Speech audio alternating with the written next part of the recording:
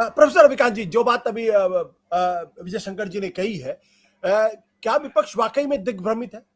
क्या विपक्ष वाकई भ्रष्टाचार में आकर डूबा हुआ है?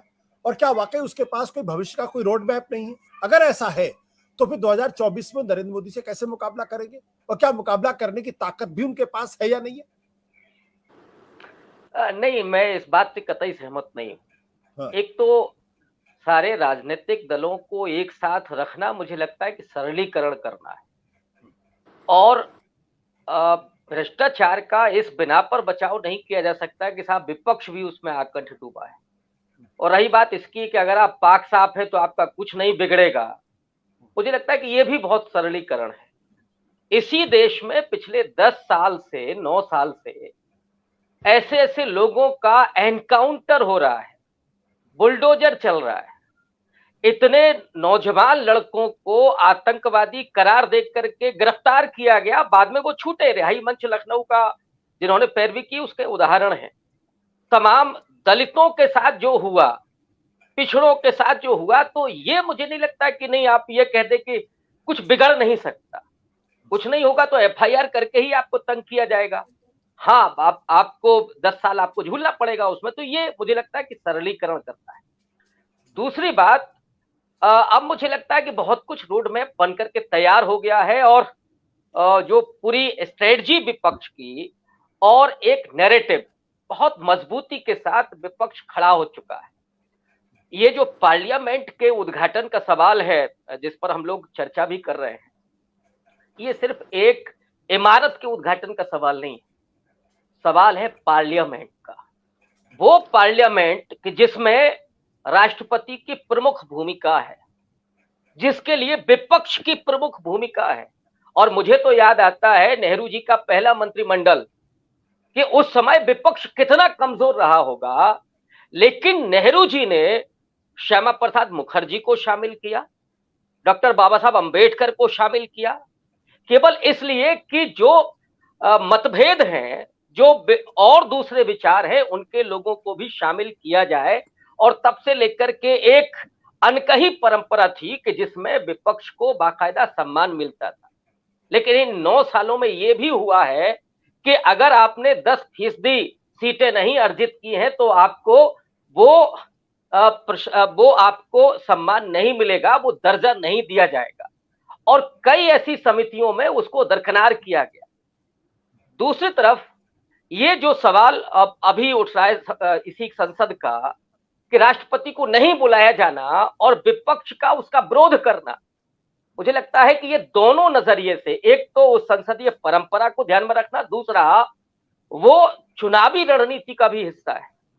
जब राष्ट्रपति मुर्मू जी को का चुनाव किया गया था, उसके बाद आरएसएस और बीजेपी ने 1 लाख गांवों में प्रचार किया था, जश्न मनाया था। लेकिन उसके बाद क्या हुआ? क्या आदिवासियों का एजेंडा सामने आया? क्या सरकार ने उस पर तवज्जो दी? और आज उन्हीं राष्ट्रपति जी को दरकिनार किया जा रहा है। इस देश में 8 से 9% आदिवासी है, और वो इसको लेकर के कितना अपमान महसूस कर रहा है। और मुझे लगता है कि थोड़ा पहले अगर देखें, कर्नाटक की 15 सीटें थी एसटी आरक्षित, जिसमें से 14 सीटें कांग्रेस ने जीती, 1 जेडीएस ने जीती, बीजेपी का सुपड़ा साफ हो गया। तीसरी बात कि इस समय जो विपक्ष दिख रहा है उसकी एकजुटता इस पर नहीं है कि साहब ईडी सीबीआई का हमारे ऊपर वो हमला हो रहा है, बल्कि वो एजेंडे के साथ है। और विपक्ष का एजेंडा बहुत स्पष्ट है, वो है सोशल जस्टिस, जिसको स्टालिन के शब्दों में कहूं तो बीजेपी के सनातन के सामने सामाजिक न्याय की राजनीति बुलंद होगी। और उसको लेकर के न सिर्फ नीतीश कुमार, तेजस्वी, अखिलेश, स्टालिन, बल्कि कांग्रेस पार्टी भी रायपुर अधिवेशन से बहुत मुतमईन होकर के वो सामने आ चुकी है। और इसमें जैसा कि लोग बताते हैं कि राहुल गांधी को लंबी मशक्कत करनी पड़े। और राहुल गांधी की भारत जोड़ो यात्रा ने जो सवाल उठाए थे, आप याद कीजिए कि जब वो महाराष्ट्र और मध्य प्रदेश से गुजर रहे थे तो वहां वनवासी बनाम आदिवासी का भी सवाल उठाया था उन्होंने। और उन्होंने ये भी कहा था कि आरएसएस जो इनको वनवासी कहती है तो क्या वो उनको जंगल में ही रखना चाहते हैं? वो इस देश के निर्माता हैं, वो इस देश के मूल निवासी हैं, और इसीलिए उनका इस विकास में भी हिस्सेदारी और भागीदारी होनी चाहिए।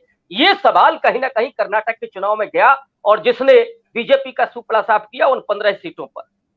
तो जो सोशल जस्टिस की पॉलिटिक्स है वो इससे भी जुड़ रही है। अब सेंगोल का जो सवाल है, अब सेंगोल कहां से लेकर के आए हैं वो उस इतिहास में मैं नहीं जा रहा हूं। कांग्रेस पार्टी ने स्पष्ट किया है कि वो एक गिफ्ट था जिसको स्मारक में रखवा दिया था नेहरू जी ने। लेकिन मोदी जी जो कर रहे हैं कि साहब चोल चेर पांड्य परंपरा को, उस राजशाही को आप जीवित करना चाहते हैं। और इस देश में जो बहुजन तबका है, जो बहुसंख्यक तबका है, वो कतई राजशाही को नहीं पसंद करता, कर ही नहीं सकता है। अगर आप इस तरह का कोई काम करेंगे तो उस पर आदिवासी, दलित, ओबीसी और अल्पसंख्यक महिलाएं सब उसके अगेंस्ट खड़ी होंगी। इसलिए इस समय मोदी जी का जो भी स्टैंड है वो मुझे लग रहा है कि उनके खिलाफ जा रहा है। चाहे वो पार्लियामेंट के उद्घाटन का मामला हो जिसमें वो राष्ट्रपति जी को नहीं बुला रहे हैं, और चाहे सेंगोल का सवाल हो, मुझे लगता है एजेंडा बहुत क्लियर हो गया है। कांग्रेस की अगुवाई में तमाम जो क्षेत्रीय दल है वो सामाजिक न्याय की राजनीति के तले एकत्रित हो रहे हैं, और इसका मुझे लगता है कि आने वाले दिनों में भी हम लोग उसका परिणाम भी देखेंगे। सत्य हिंदी का ऐप डाउनलोड करें गूगल प्ले स्टोर पर।